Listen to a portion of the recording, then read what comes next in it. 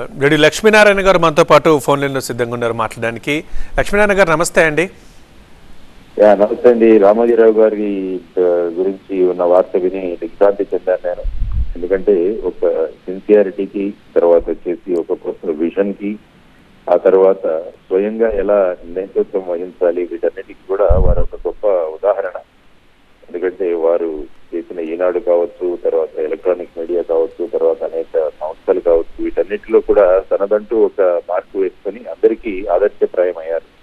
ముఖ్యంగా జర్నలిజం రంగంలో నేను చాలా మందితో మాట్లాడుతున్నప్పుడు వారందరూ కూడా ఎప్పుడో ఒకప్పుడు ఈనాడు నుంచే మొదలుపెట్టిన ఒక ప్రస్థానం వాళ్ళందరిది కూడా మొదలైంది. తర్వాత వారు చెప్పింది ఏంటంటే వారు ఈ వయసులో కూడా పేపర్ ప్రతి అక్షరం కూడా చదివి అందులో ఎక్కడైనా లోటుపాట్లు ఉంటే వాటి గురించి చర్చిస్తుంటారన్నది. ఇవన్నీ కూడా అందరం మనం యువతరము, తర్వాత వచ్చేసి సమాజం కూడా నేర్చుకోవాల్సిన అంశాలు వారి దగ్గర నుంచి చాలా ఉన్నాయి. అటువంటి వ్యక్తి మనందరినీ వదిలేసి వెళ్ళిపోవడం అన్నది చాలా సంతాపకరం, ఆ విధమైన విషయం.